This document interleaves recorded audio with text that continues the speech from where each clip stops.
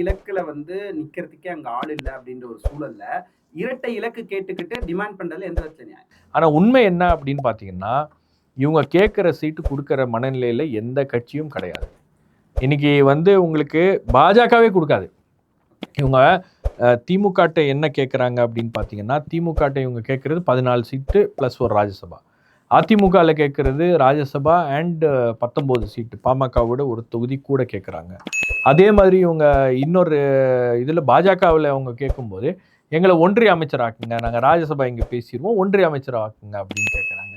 இதெல்லாம் வந்து கேட்கறதுக்கு வேணா நல்லா இருக்கும், ஆனால் கொடுக்கறதுக்கு யாருமே தயாராக இல்லை. இன்ஃபேக்ட் அவங்களுக்கு வந்து பிஜேபி வந்து அவங்கள கூட்டணிக்குள்ள கொண்டு வந்துடணும் அப்படின்ற மாதிரி ஒரு விருப்பத்துல இருந்தா கூட, இன்னைக்கு அந்த அவங்க வர்றதுனால இந்த கூட்டணிக்கு என்ன லாபம் அப்படின்னு ஒரு கட்சி இருக்கிறது அப்படின்னு இருக்கலாம். கேப்டனுக்காக இன்னும் வந்து வாக்களிக்கிற ஒரு ஒரு ஒரு கேப்டனுக்காக வாக்களிக்கக்கூடிய மக்கள் இருக்கலாம். ஆனால் இவங்களுக்காக யாராச்சும் வாக்களிக்கிறாங்களா அப்படின்னா அப்படி கிடையாது.